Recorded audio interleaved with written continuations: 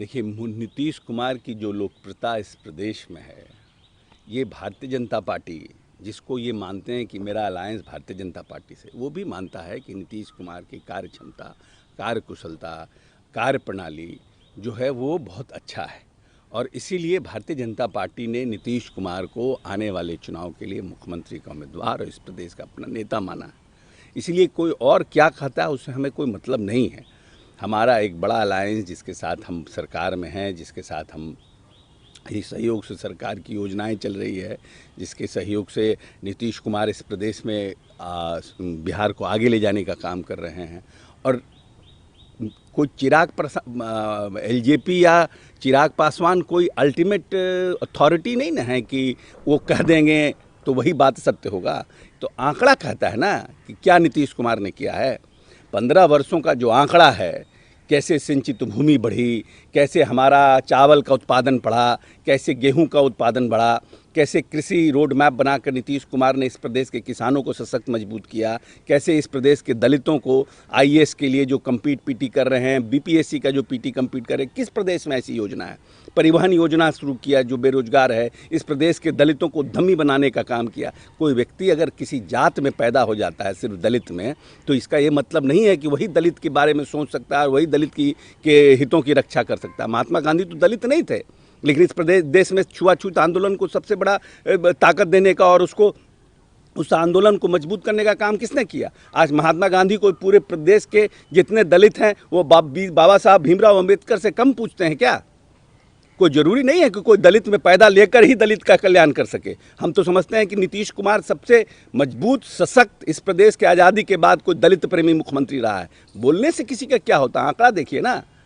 40 करोड़ के बजट को 1776 करोड़ करने का काम नीतीश कुमार ने किया। क्यों किया? क्योंकि 21वीं सदी का बिहार अगर बनाना है तो इतनी बड़ी आबादी को जब तक आप सशक्त और मजबूत नहीं करिएगा तब तक आप 21वीं सदी का बिहार नहीं बना सकते हैं। जो योजना है, जो दूरदर्शी है, जो देखता है कि हम इस प्रदेश में आने वाले समय में क्या करें। ये 4 लाख स्टूडेंट क्रेडिट योजना किसके लिए है? जो लोग, जिनका माँ बाप अंडा बेचता है, गरीब लोग है, जिसका माँ बाप के पास संसाधन नहीं है, वो स्कूल में, सरकारी स्कूल में पढ़ा करके बच्चों को आगे बढ़ाना चाहता है, उसके लिए योजनाओं की शुरुआत की। बोलने वाला बोलता है, जिसको जहाँ राजनीतिक दल में जाना है वो लोग जाते हैं, बड़ी बड़ी बात कहते हैं। तो निश्चित रूप से जब आप उधर जाइएगा कुछ ना कुछ तो बोलिएगा ना भाई। ऐसे क्यों आप चले आए? कुछ ना कुछ खामी नजर आएगा तो कुछ से कुछ आपको बोलना है। लेकिन चिराग पासवान को पहली बार नहीं अशोक चौधरी जी, वो लगातार नीतीश कुमार पे हमले करते रहते हैं। नहीं, देखिए, ऐसा है कि हर कोई को बोलने का अपना राजनीतिक भविष्य हर कोई देखना चाहता है, लेकिन नीतीश कुमार के रहते इस प्रदेश में किसी का राजनीतिक भविष्य नहीं है, क्योंकि नीतीश कुमार ने जात पात को तोड़ा है। नीतीश कुमार के अपने जात का कितना प्रतिशत वोट है? कैसे लोकप्रिय हो गए मुख्यमंत्री? क्या किया मुख्यमंत्री ने इस प्रदेश के लिए? मुख्यमंत्री ने इस प्रदेश के लिए लोगों को घर घर काम बनाया। बड़े बड़े लोग बड़ा लंबे समय तक राजनीति में रहे और बड़ा नारा देते रहे कि हम उस घर में चिराग जलाने चले हैं जिसमें अंधेरा है। कहाँ जला किसी के यहाँ बत्ती? बोलने से न होता है, नारा आपने दिया। किया तो नीतीश कुमार। उन गरीबों के यहाँ, जिस गरीबों के यहाँ घर में सुअर पलता है, बकरी पलता है, उसके घर में भी आज, जब हजारों हजार साल से जिनके यहाँ डिबरी जल रहा था, आज उनके यहाँ बत्ती जल रहा है, एलईडी लाइट जल रहा है। किया कौन? सिर्फ दलित में पैदा हो के आप दलित की राजनीति के और दलित के नेता हो जाइएगा कि जो काम करेगा वो दलित का नेता होगा, चाहे वो किसी जाति का हो।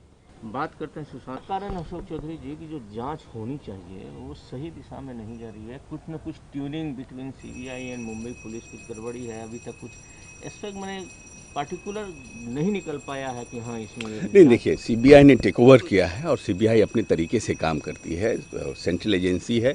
और हम समझते हैं कि देश की जो भावना थी और देश के नौजवानों की जो भावना थी, हर एक कास्ट और क्रीड से ऊपर उठकर जो भी नौजवान साथी थे, जो लोग फेयर बात चाहते थे, उनको लगता था कहीं ना कहीं there is something fishy in Maharashtra government by the way the Maharashtra government was doing the investigation.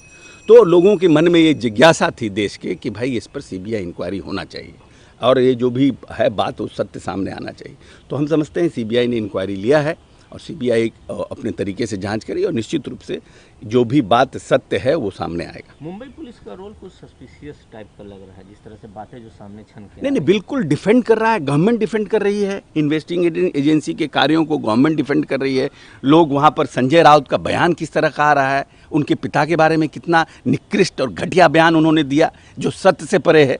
तो निश्चित रूप से कहीं ना कहीं तो आप एक तरह से इन्वेस्टिगेशन को इन्फ्लुएंस कर रहे हैं, पुलिस को डिफेंड कर रहे हैं। हम तो किसी को नहीं कह रहे हैं कि हाँ कौन है जिम्मेवार, हम ये कह रहे हैं कि ये सब बात कोई पिता है, जो सुशांत के पिता हैं, उन्होंने इन सब बातों की जानकारी दी। कोई बात जरूरी नहीं है कि सुशांत के पिता ने जो बातें कही हो वो सत्य हो, लेकिन जो मर्माहत परिवार है उन्होंने प्रश्न चिन्ह उठाया है, तो उसकी जांच होनी चाहिए और फेयर जांच होना चाहिए।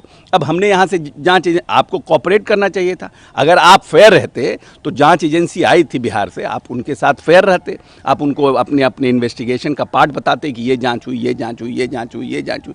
पुलिस समझती कि नहीं ठीक आप जा रहे हैं, वापस आती और वो आपके इन्वेस्टिगेशन को इंडोर्स करती। लेकिन आपने उनको कोऑपरेट नहीं किया, जो पुलिस पदाधिकारी गए उनको आपने क्वारंटाइन कर दिया। तो ये सब तो ये दिखाता है ना कहीं आप बिहार के जो पुलिस अफसर गए उनके साथ आपका व्यवहार ठीक नहीं था, तो कुछ ना कुछ आप कहीं ना कहीं बायस थे। आप इससे अप्रसन्न थे कि कोई बाहर का लोग आ गया, बाहर की लोग आ गए, वो जांच करेगा, वो परे करेगा, देखेगा। अब सीबीआई जो इंक्वायरी की, हमको लगता है दूध का दूध पानी का पानी आना चाहिए।